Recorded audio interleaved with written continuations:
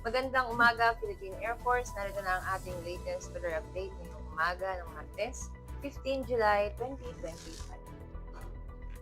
Para sa ating synoptic situation, meron tayong monitor na tropical depression sa labas ng Philippine Area of Responsibility.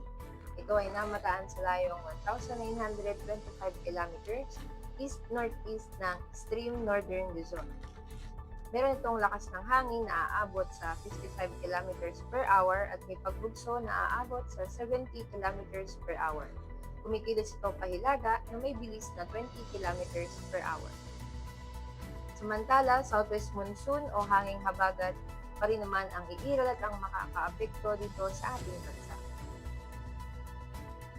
Para naman sa ating general area forecast, ang Romblon, Palawan at Occidental Mindoro ay asahan nating makararanas ng maulap na kalangitan na may kalat-kalat na pag-ulan, pagkulog at pagkidlat.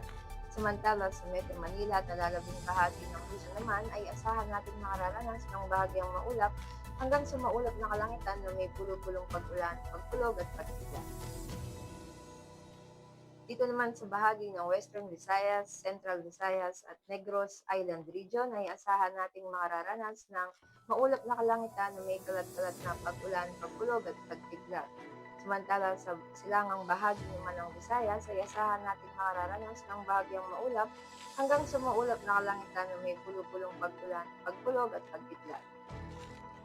Sa Zamboanga Peninsula, Northern Mindanao, Caraga at Davao Region naman ay asahan natin makararanas ng maulap na kalangitan na may kalat-kalat na pag-ulan, pagkulog at pagkidlat. Para sa susunod na 3 araw dito sa Metro Manila mula Miyerkules hanggang Huwebes ay asahan natin makararanas ng maulap na kalangitan na may kalat-kalat na pag-ulan, pagkulog at pagkidlat. Samantala sa darating na Biyernes naman ay asahan natin ang paminsanang pag-ulan. Gayon din dito sa Cavite, Angeles, at Lipa. Sa Philippine Rise, mula Miyerkules hanggang Huwebes ay asahan nating makararanas ng bahagyang maulap hanggang sa maulap na kalangitan na may pulo-pulong pag-ulan, pagkulog at pagkidlat. Sa darating na Biyernes naman ay asahan nating makararanas ng maulap na kalangitan na may kalat-kalat na pag-ulan, pagkulog at pagkidlat. Sa Puerto Princesa, sa susunod na 3 araw, mula Miyerkules hanggang Biyernes, ay asahan nating makararanas tayo ng paminsanang pag-ulan. Gayon din sa Kalayaan Island.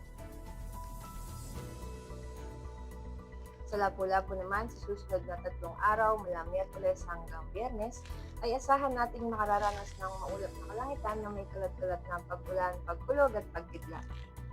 Gayon din dito sa Davao at Zamboanga. Ang araw ay sumikat kaninang 0535 at tulubog ng 1829 mamaya. And for moon illumination, we have 77% decreasing. At para manatiling updated sa lagay at taya ng panahon, i-follow ang Air Force Weather Center official social media accounts. Muli, on behalf of our Commanding Officer, Colonel Alvin John Q. Godor, PAF GSC, and Sergeant April F. Salas, Philippine Air Force, Weather Forecaster ng Air Force Weather Center. Muli, magandang umaga, Philippine Air Force.